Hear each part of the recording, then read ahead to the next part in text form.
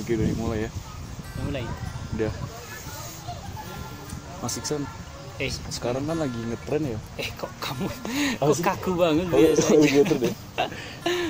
Biasa kan kalau misal di video Mas, iya penyesuaian sih. Berarti masih terlalu kaku gitu. Iya. Ya udah langsung Biasa aja aja. berarti. Gimana, mau tanya apa sih? Ini Mas ada satu, Kamu punya teman? bukan artis Mas. Saya curiga itu. Kok banyak ya followersnya itu? Emang itu followers murni followers atau apa? Tapi denger artis itu biasa beli followers Mas. Tahu nggak Mas? Saya pernah dengar gitu yang kayak beli-beli followers itu, tapi kayaknya masa artis beli followers, kayaknya mereka itu murni deh. Tapi emang ada? Kayak Ada Mas rupanya. Beli followers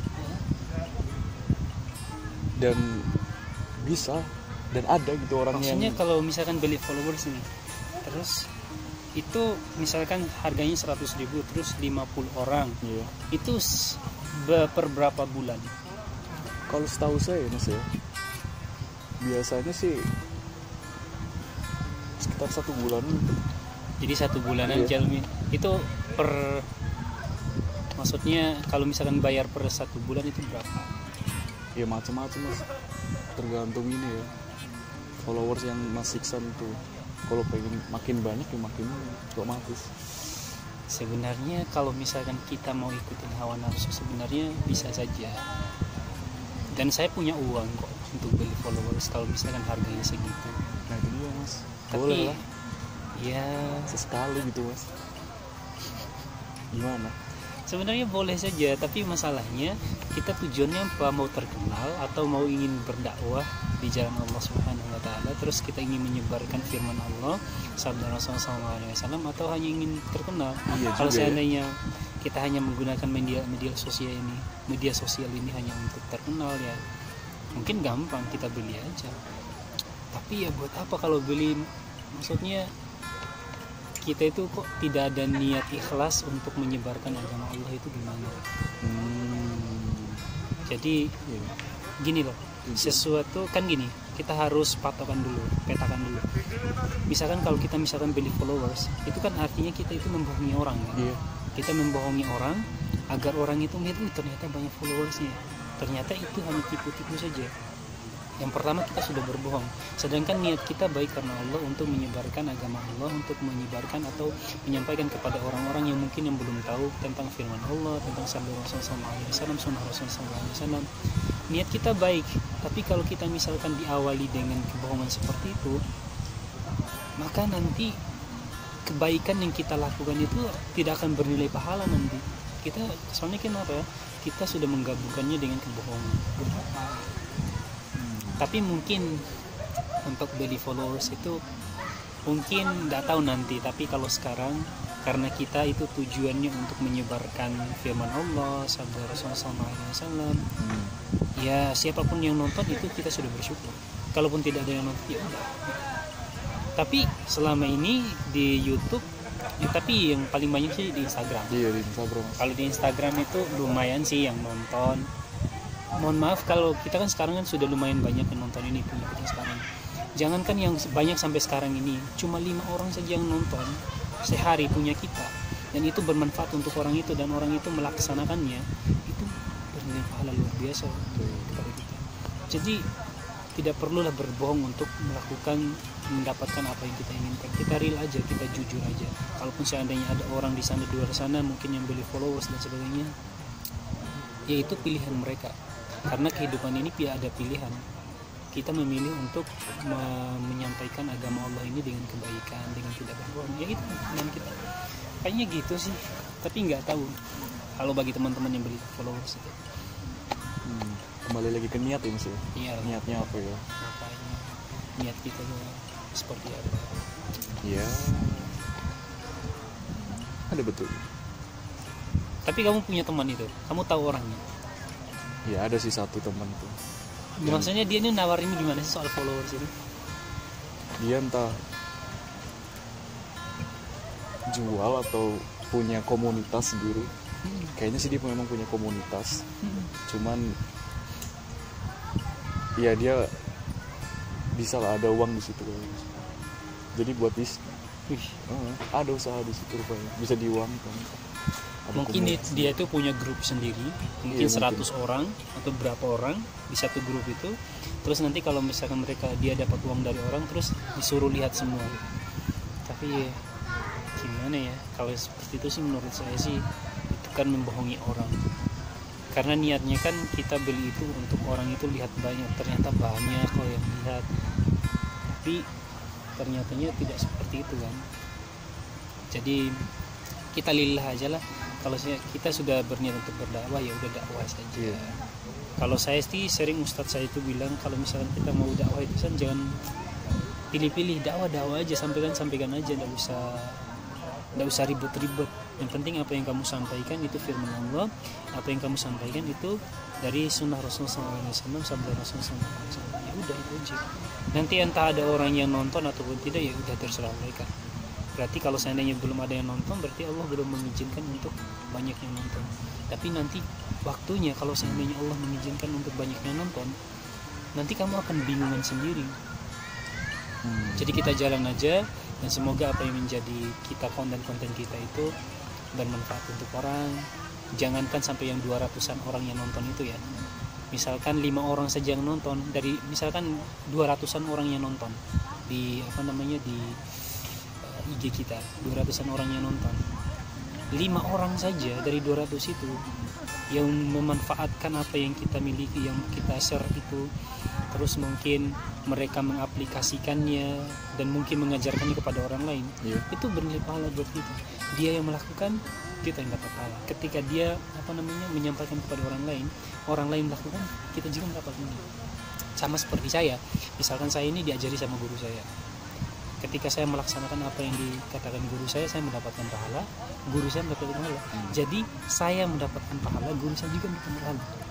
Misalkan saya sampaikan ke kamu, terus kamu mengerjakannya juga, guru saya juga dapat pahala dari apa yang kamu kerjakan. Karena itu beruntun gitu pahala itu, saking luar biasanya. Makanya kita perlu menyampaikan agama Allah ini dengan ikhlas, lillah karena Allah. Nggak usah kepengen misalkan terkenal dan sebagainya. Kalaupun nggak terkenal nggak apa-apa, yang penting kita sampaikan. Ada yang nonton ya syukur, tidak ada pun nggak apa-apa, santai aja. Oke, ngomong-ngomong, kita sekarang di mana ini? Iya. Puncak apa namanya? Ada di Puncak Becici. Puncak Becici. Iya. Ya. Oh, Yang ini biasa, yang terkenal itu. terkenal itu di Instagram, Mas. Oh, mungkin Banyak. yang di sini yang mungkin sering teman-teman kita ya Pak, yang foto-foto. Iya. Foto nggak jelas mungkin. Tapi memang tempatnya bagus.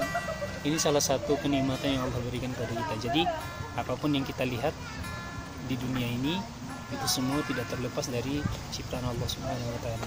Kita melihat ini bukan ini memang buatan manusia, tetapi atas inisiatif dari Allah Subhanahu wa taala untuk menggerakkan hati manusia itu. Semuanya itu karena Allah. Jadi ketika kita pun melihat sesuatu seperti ini, yang pertama kali kita harus lakukan itu mengucapkan alhamdulillah, karena Allah itu menciptakan dunia yang sangat luar biasa ini. Ucapkan alhamdulillah, karena kita banyak loh orang di luar sana yang mungkin Allah Subhanahu wa taala mengangkat mengangkat nikmat mata atau nikmat penglihatannya, sehingga mereka itu tidak bisa melihat dunia ini yang begitu indah ini. Tapi kita juga harus iri sama mereka. Kenapa iri? Mereka itu matanya dilindungi, jadi nanti matanya mereka nggak bisa sama Allah. Kita yang punya mata ini, mohon maaf, saya lihat ke sana ada cewek cantik dan sebagainya, saya melihat wah, jina mata lagi, jina otak lagi dan sebagainya. Iya. Jina banyak. Makanya kita irinya di situ kepada teman-teman kita yang mungkin diangkat oleh Allah Subhanahu wa taala nikmat penglihatan itu. Jadi dari kekurangannya itu ada kelebihan di sisi Allah. Malahan kita yang sempurna ini, yang insya Allah sempurna di mata manusia ini, yang banyak dosanya. Apalagi mata ini, aduh, lihat ke sana ada cewek, lihat cewek yang kekurangan bahan bajunya dan sebagainya. Ada yang lagi pacaran juga. Ada yang pacaran. Itu ada yang pacaran, gimana ya pacarannya? Sebenarnya dalam Islam itu kalau pacaran itu kan nggak ada. Adanya pacaran itu ada, bukan nggak ada. Ada pacaran, tapi pacaran setelah menikah. Setelah menikah itu pacaran. Yang namanya orang menikah itu adalah pacaran. Jadi pacaran setelah menikah. Jadi pacarannya dia itu dari awal ijab kabul sampai dia meninggal itu adalah pacaran. What? Tapi banyak orang yang salah sekarang, sebelum menikah itu pacaran, setelah menikah itu ya udah bukan pacaran lagi. Kalau seandainya kita mengetahui dengan betul, pacaran itu sebenarnya kita proses mengenal pasangan itu sebenarnya itu dari awal ijab kabul sampai kita menikah itu adalah proses pengenalan diri. Jadi kita itu sebenarnya menurut saya kita nggak boleh mengklaim bahwa kita itu sudah mengenal pasangan kita itu seutuhnya. Karena dalam proses setelah menikah itu kita itu proses saling mengenal antara satu dengan yang lain sampai kita meninggal, saling mengerti, saling memahami, saling mengerti keadaannya, pasangan saya kok seperti ini berarti harus saya seperti apa dan sebagainya. Jadi memang seperti itu. Jadi kalau pun mau pacaran silakan. Menurut saya pacaran itu dalam Islam itu diharuskan. Tapi setelah menikah, sebelum nikah apa namanya itu bukan pacaran, tapi itu zina. Jadinya zina. Karena zina itu bisa zina mata, zina tangan, zina kaki, zina badan. Karena gimana bisa maksudnya seperti apa yang dikatakan zina itu adalah ketika dibenarkan oleh kemaluan. Maksudnya seperti ini. Misalkan dibenarkan kemaluan. Iya, misalkan saya melihat perempuan misalnya saya melihat perempuan cantik banget, akhirnya mohon maaf timbul nafsu itu kan timbul dari kemaluan, timbul nafsu dan sebagainya. Nah, itu sudah bersalah, itu sudah zina. Makanya dalam Islam itu diajarkan ketika kita melihat seorang yang bukan mahram kita tundukkan pandangan. Agar apa? Agar nafsu itu tidak menguasai kita. Maka cepat, kalau bukan mahram tundukkan mata, kalau bukan mahram tundukkan pandangan. Kira-kira gitu. Tapi mas, kebanyakan orang pacaran itu biar kedepannya itu nggak ada kata cerai gitu mas. Kalau pacaran kan bisa putus. Kalau belum pacaran langsung nikah aja kan bisa cerai. Gimana orang mau tahu? Mending pacaran kok nggak cocok putus. Ada yang bilang gitu. Jadi orang yang pacaran 4 tahun aja bisa cerai setelah menikah. Apalagi orang yang belum pernah menikah kan gitu. Padahal dalam Islam itu kalau seandainya kita teliti lebih baik lagi, Islam itu tidak mungkin keliru. Karena apa? Tidak mungkin keliru. Karena kita itu sudah diajarkan kalau seandainya mau lihat perempuan, lihatlah wajah sama tangannya. Karena kenapa? Wajah ini itu menandakan dia itu dari ujung kepala sampai pusarnya wajah itu. Kalau tangan itu menandakan dari ujung kaki sampai ke ujung pusar. Jadi kalau misalkan kalau kita mau melihat perempuan gitu, dan kalau kita proses ta'aruf itu sebenarnya gini. Kalau kita mau melihat perempuan fisiknya, kan kita kan mau melihat perempuan yang ini yang syari banget ya, pakai cadar dan sebagainya. Kalau kita mau melihat perempuan, kalau mau lihat wajah mau lihat fisiknya, maka lihatlah bapaknya. Karena biasanya bapaknya keturunan fisiknya itu pasti dari bapaknya. Nah kalau sifatnya dari ibunya, makanya perlu kita kalau misalkan suka sama perempuan, yang pertama kali kita lakukan itu adalah bertemu dengan orang tuanya. Lihat orang tua, bapaknya tinggi, bapaknya itu ganteng, bersih, pasti mirip. Terus kalau misalkan sifatnya gimana ya, kita lihat ibunya. Ibunya di rumah seperti ini, ramah dan sebagainya, insya Allah. Makanya dan didukung lagi sama satu lagi, bukan cuma itu. Makanya proses ta'aruf itu perlu. Yang dilihat lagi adalah lingkungannya. Lingkungannya, kalau misalnya lingkungannya baik-baik, tanya sama teman-temannya gimana sifatnya, gimana karakternya, karena kita tidak pernah tahu dia. Itu ada kejadian yang lucu mungkin yang terakhir ini. Pernah ada pada zaman Rasulullah SAW itu datang seorang pemuda. Jadi istrinya itu kulitnya putih, suaminya itu kulitnya putih. Di Arab itu putih-putih. Tiba-tiba lahir anaknya. Pernah saya ceritain belum? Lahir anaknya hitam juga. Aneh kan? Jadi istrinya putih, suaminya putih, lahir anaknya hitam. Terus akhirnya kejadian ini suaminya kan kaget loh. Kok begini anak ini, kayaknya bukan anak. Curiga dong sebagai seorang laki-laki, ya itu wajar sih. Masa lahir kita putih-putih kok anak kita hitam? Apalagi fisik itu dilihat dari bapaknya kan. Nah, maka dari itu sahabat ini pergi menjumpai Rasulullah SAW. Pergi menjumpai Rasulullah SAW sampai kepada Rasul diceritakan dengan ini, Betul. bahwa dia itu kulitnya putih, istrinya putih, beliau putih, dan anaknya hitam. Kok seperti itu? Maka Rasulullah, lihat, ini pelajaran buat kita juga, lihat dari Rasulullah SAW, ketika ada orang yang cerita sesuatu, maka jangan langsung menjudge. Rasulullah SAW gini, langsung tanya, Gimana tuh? saya mau tanya sama kamu, apakah ada keturunanmu yang hitam, bapakmu atau kakekmu? Lihat cara Rasulullah.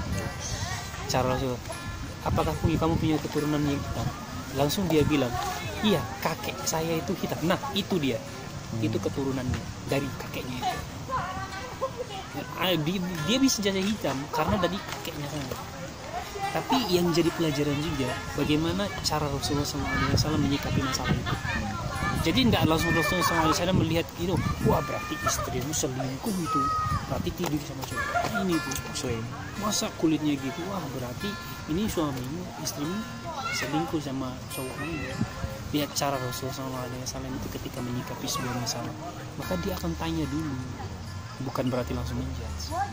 Nah itu sih kalau misalkan mau Rasid misalkan mau cari perempuan, yang pertama kali yang kita harus lakukan, datangin orang tuanya, tanyain di mana alamatnya, dan saya datang untuk silaturahmi dan sebagainya.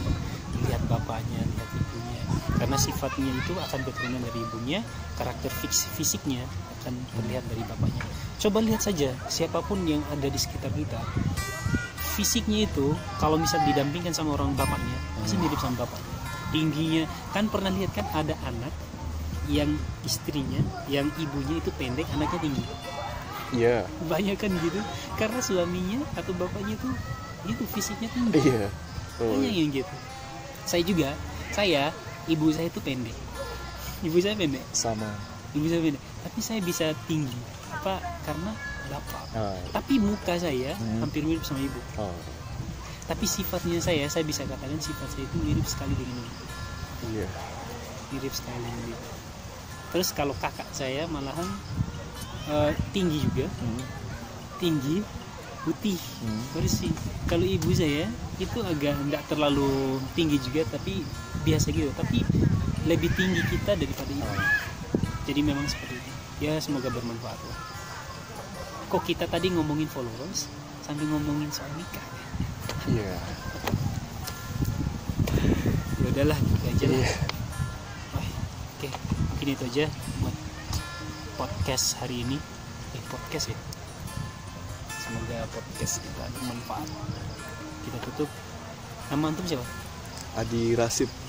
Adi Rasid. Nif, apa namanya? Apa? IG-nya di bawah sini. Kalau nanti dicantumkan, kalau enggak ya udah nggak usah. Oke, itu aja teman-teman. Semoga bermanfaat obrolan kita hari ini, atau bisa dikatakan podcast kita hari ini. Isan Rasid. Rasid. Oke, terima kasih. Assalamualaikum warahmatullahi wabarakatuh.